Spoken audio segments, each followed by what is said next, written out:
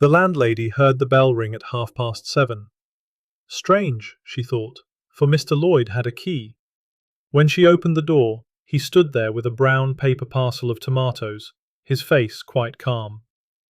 "I shall go up now," he said, and climbed the stairs to the bathroom.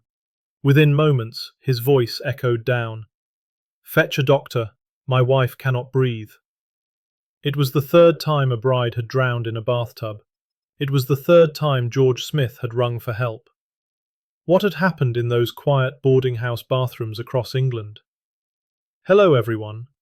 Before we start, make sure to like and subscribe to the channel, and leave a comment with where you're from and what time you're watching. Your support helps us bring you more stories like this. Now, let's begin. It was Friday, the 12th of December, 1913, in the Lancashire seaside resort of Blackpool. Winter had settled early that year, and fog rolled in from the Irish Sea each evening, muting the gaslights along the promenade. At 16 Regent Street, in a modest lodging house kept by Mrs. Margaret Crossley, a young woman named Alice Burnham had drawn a bath. She was 25 years old, a trained nurse from Aston Clinton in Buckinghamshire, and she had been married exactly 38 days. Her husband, a man who called himself George Smith, sat downstairs at the kitchen table, speaking with the landlady about the weather and the price of coal. The house was narrow, built of brick and mortar, in the style common to working-class lodgings of the period. The bathroom was on the first floor, directly above the kitchen. The bath itself was cast iron, enamelled white, purchased from an ironmonger for £2. Water dripped through the floorboards. Mrs. Crossley noticed it first, small dark spots appearing on her kitchen ceiling while the kettle boiled. She looked up. George Smith looked up. Neither spoke for a moment. Then he rose and climbed the stairs, his boots heavy on the wooden steps. What Mrs. Crossley did not know was that this had happened before, twice before, and in each case the bride had drowned. George Joseph Smith was born on the 11th of January, 1872, in Bethnal Green, London. His father worked as an insurance agent. The family was not wealthy, but neither were they destitute. At the age of 9, George was sent to a reformatory school in Gravesend after being caught stealing. The sentence was 7 years. It was meant to reform him. It did not. When he emerged at 16, he had learned the language of institutions and the methods of men who lived by deception. He learned how to forge documents. He learned how to assume false names. He learnt that marriage could be profitable if one chose carefully.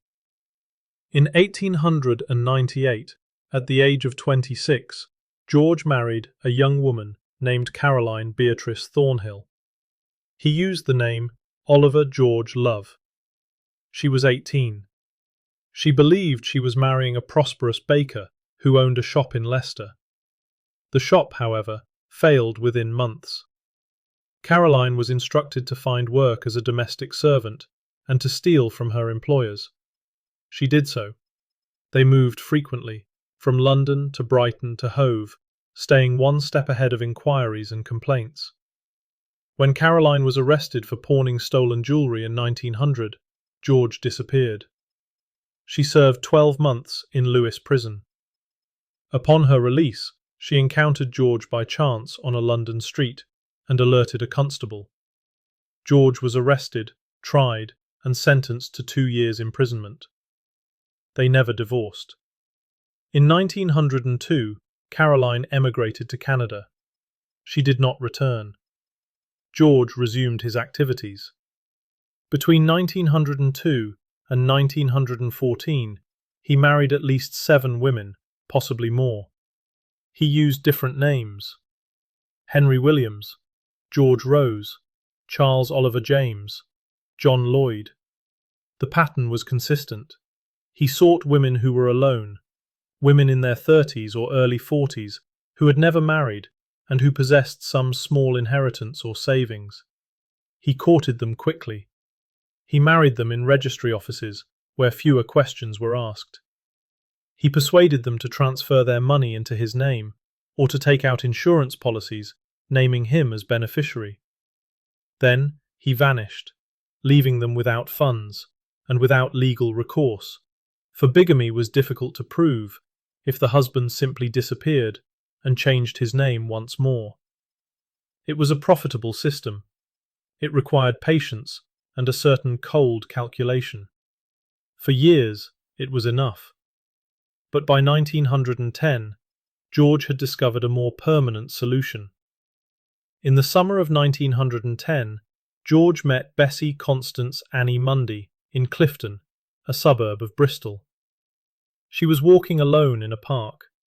She was 33 years old, the daughter of a bank manager who had died some years earlier, leaving her an inheritance of £2,500 held in trust.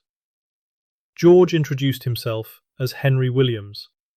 He said he was an art dealer from London.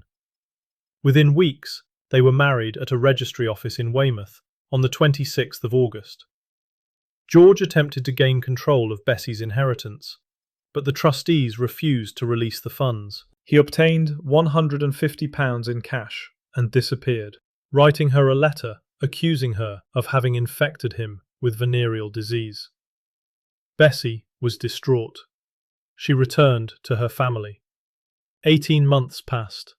In March 1912, Bessie was walking along the esplanade in Weston-super-Mare when she encountered George once more. He apologised. He explained that he had left to protect her from disease and had been searching for her ever since. She forgave him. They reconciled. They moved to Herne Bay in Kent, taking lodgings at 80 High Street. On the 9th of July 1912, Bessie made a will, leaving all her property to her husband. On the 10th of July, they visited an ironmonger named Mr. Hill and purchased a cast iron bath for £1 17 shillings and sixpence. On the 12th of July, George took Bessie to see Dr. Frank French, claiming she had been suffering from fits. Bessie had no history of epilepsy, but she repeated the symptoms George had described to her. Dr. French examined her and noted nothing unusual. The following morning, Saturday the 13th of July, Dr. French received a note written in pencil. "Can you come at once? I am afraid my wife is dead." The doctor arrived at 80 High Street within minutes. He was shown upstairs to the bathroom. Bessie Mundy lay in the bathtub, her body submerged, her head beneath the water, her face turned upward. George Smith stood beside the bath, his expression one of shock and bewilderment. The doctor noted that Bessie's right hand still gripped a bar of soap. Her fingers were clenched tightly around it. This detail seemed odd, for if she had fainted or suffered a seizure, her hand would have relaxed. But the doctor attributed the death to drowning following an epileptic fit. An inquest was held. The jury returned a verdict of misadventure. George Smith inherited £2,500. George did not spend lavishly on the funeral. He selected the cheapest coffin available and refused to purchase a private burial plot. Bessie Constance Annie Mundy was interred in a common grave at Herne Bay Cemetery on the 17th of July, 1912. On the 18th of July, George returned the cast iron bath to Mr. Hill's ironmongery and received a refund. He left Herne Bay shortly thereafter and was not seen in the town again. On the 4th of November, 1913, George married Alice Burnham at Portsmouth Registry Office. He used the name George Smith. Alice was 25, a nurse from Buckinghamshire. On their wedding day, George took her to Dr. Bates and had her examined. The doctor certified she was in good health. George then arranged for a life insurance policy of £500, naming himself as sole beneficiary. Alice also made a will, leaving everything to her husband. Her father, Charles Burnham, disapproved of the marriage and refused to attend the ceremony. He distrusted George. He said so in letters. George and Alice travelled to Blackpool for their honeymoon. They took lodgings at 16 Regent Street, with Mrs. Margaret Crossley. The lodgings included a bathroom. On the 10th of December, George took Alice to see Dr. George Billing, complaining that his wife suffered from persistent headaches. Dr. Billing found nothing wrong, but prescribed a mild sedative. On the evening of Friday, December 12th, Alice went upstairs to bathe. George remained in the kitchen with Mrs. Crossley. They spoke about ordinary matters. Then, the water began dripping through the ceiling. George went upstairs. Moments later, he called down that his wife could not breathe. Dr. Billing arrived within 10 minutes. Alice Burnham lay in the bathtub, drowned. The water was cold. Her body had been submerged for some time. There were no marks of violence. An inquest was held on the 15th of December. The jury returned a verdict of accidental death by drowning. George inherited £600, comprised of Alice's savings and the insurance payment. The funeral took place on the 16th of December. George purchased the cheapest coffin available. Alice Burnham was buried in Leighton Cemetery. George left Blackpool the following day. He did not return. The pattern had repeated: a brief courtship, a hasty marriage, a will, an insurance policy, a bath, a drowning, a small inheritance, a cheap funeral, disappearance. At the time, no connection was made between the death of Bessie Mundy in Herne Bay and Alice Burnham in Blackpool. They had occurred in different towns, 18 months apart, under different names. On the 17th of December, 1914, George married Margaret Elizabeth Lofty at Bath Registry Office. He used the name John Lloyd. Margaret was 38 years old, a clergyman's daughter from Bristol. The ceremony was witnessed by strangers. Immediately following the marriage, George took Margaret to see Dr. Bates in Highgate and arranged for a life insurance policy of £700. Margaret also made a will. On the evening of the 18th of December, they took lodgings at 14 Bismarck Road, Highgate, with Mrs. Louisa Blatch. The lodgings had a bathroom. That evening, George played hymns on the piano in the sitting room. At 7:30, he informed Mrs. Blatch that he was going out to purchase tomatoes. He left the house. Curiously, when he returned 10 minutes later, he rang the doorbell, though he possessed a key. Mrs. Blatch opened the door. George climbed the stairs. Moments later, he called down that his wife had fainted in the bath. Dr. Bates arrived and pronounced Margaret Lofty dead. The inquest was held on the 21st of December. The verdict was accidental death by drowning. George arranged for the funeral. Margaret was buried in a common grave at Finchley Cemetery on the 23rd of December, 1914. George attempted to collect the insurance payment. There was a delay. One of the witnesses to the marriage was reported to be ill and could not be located for verification. The insurance company requested further documentation. While this correspondence proceeded, the death was reported in the newspapers. A bride drowning in a bathtub on her wedding night was unusual enough to warrant coverage in the national press. On the 1st of January, 1915, the News of the World published a brief account of Margaret Lofty's death. The article was read by Charles Burnham, Alice's father, in Buckinghamshire. The details were similar to his daughter's death 13 months earlier. Both women had drowned in bathtubs shortly after marriage. Both had been found by their husbands. Mr. Burnham wrote to the Metropolitan Police. On the same day, a landlord in Blackpool named Joseph Crossley, husband of Margaret Crossley, also wrote to the police, noting the similarities between Alice Burnham's death and the recent case in London. If you're finding this case as compelling as we are, please take a moment to like this video and subscribe to our channel. It truly helps us continue researching and sharing these forgotten stories from history. We also read every comment, so let us know your thoughts on this case below. Now, let's continue. Detective Inspector Arthur Neal of Scotland Yard was assigned to the case. He reviewed the circumstances of Margaret Lofty's death and compared them with the information provided by Charles Burnham and Joseph Crossley. The similarities were striking. 3 women, 3 bathtubs, 3 drownings, 3 insurance policies, 3 cheap funerals. The husbands had used different names, but descriptions matched.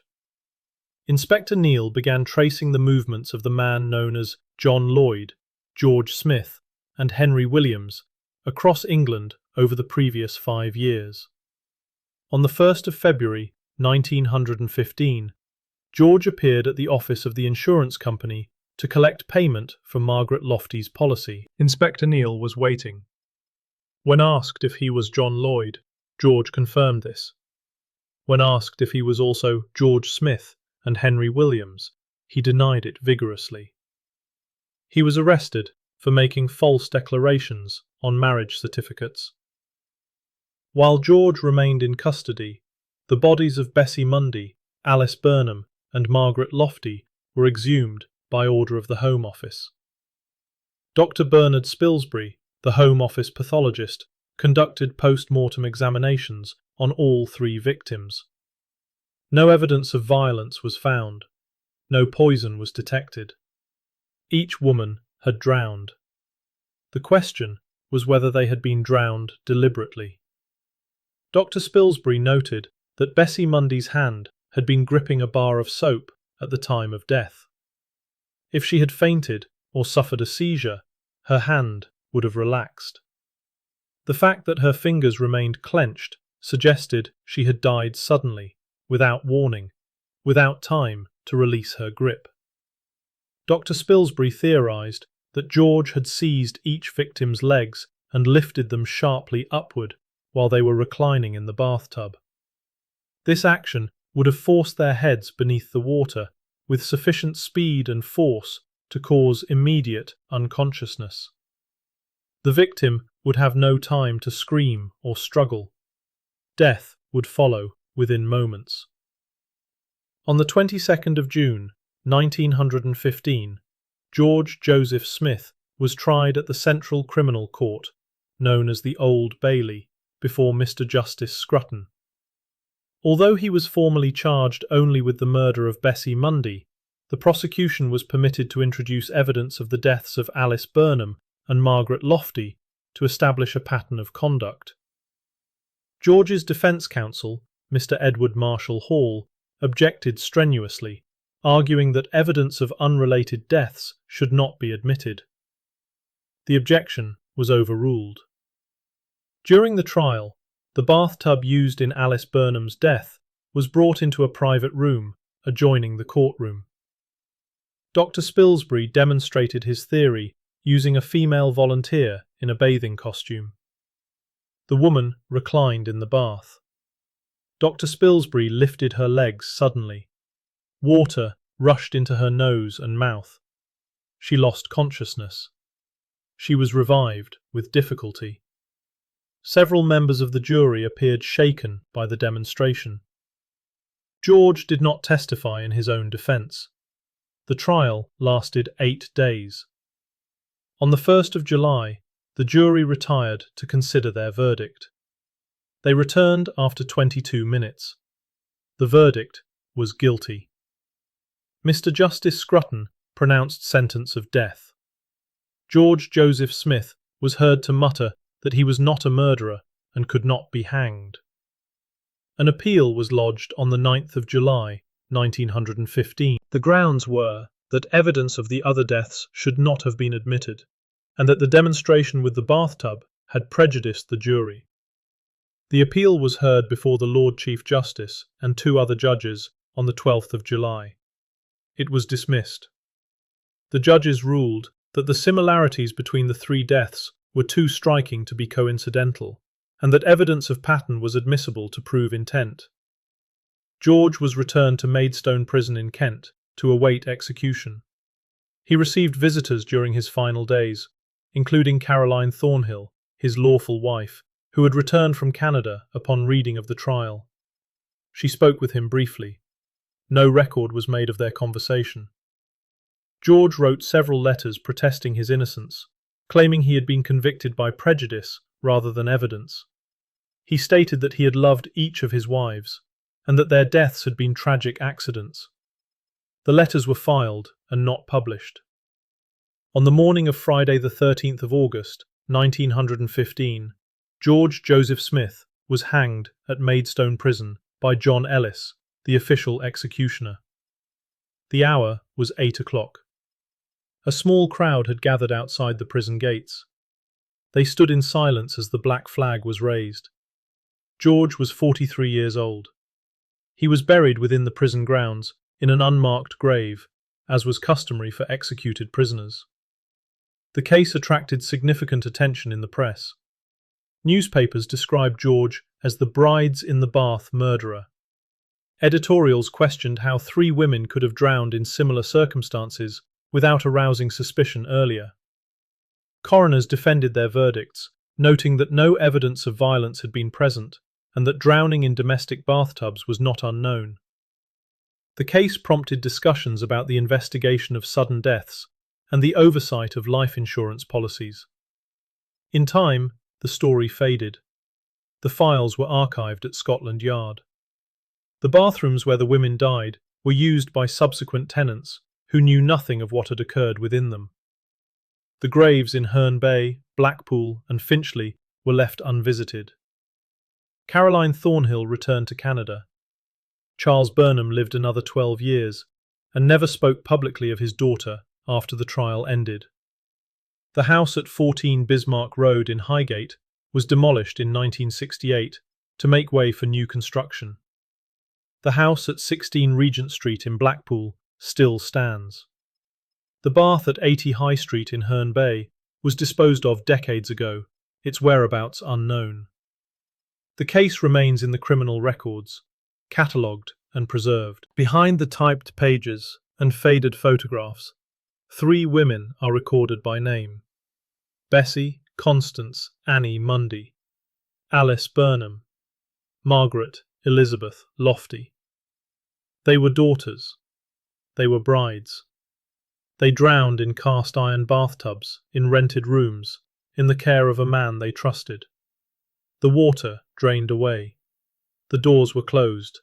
The files were bound. Beyond that, only silence.